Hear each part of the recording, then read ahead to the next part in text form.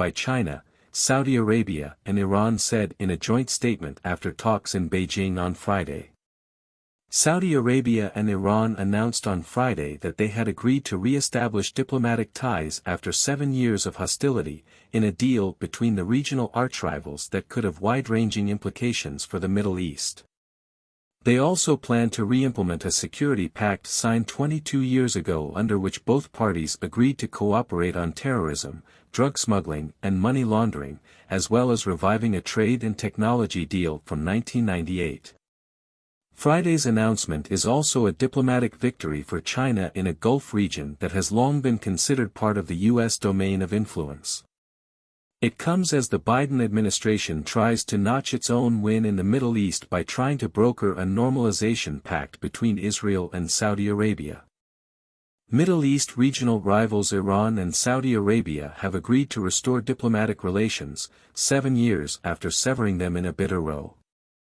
The unexpected announcement came after 4 days of talks between officials from both sides in China. Saudi Arabia cut ties in January 2016 after demonstrators stormed its embassy in Tehran following Riyadh's execution of a prominent Shia Muslim cleric. Tensions between the Sunni and Shia-led neighbors have since often been high. They regard each other as a threatening power that seeks regional dominance. They also support rival sides across the Middle East, including in Lebanon, Syria, Iraq, and most overtly in Yemen. Iran has supported Shia Houthi rebels who forced out the Saudi-backed government in 2014, while Saudi Arabia has led a devastating air campaign against the Houthis since the following year. Saudi Arabia has also accused Iran of helping the Houthis attack it.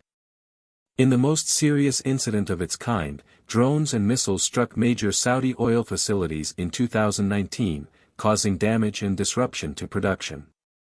Saudi Arabia and its U.S. ally blamed Iran for the attack, something Iran denied.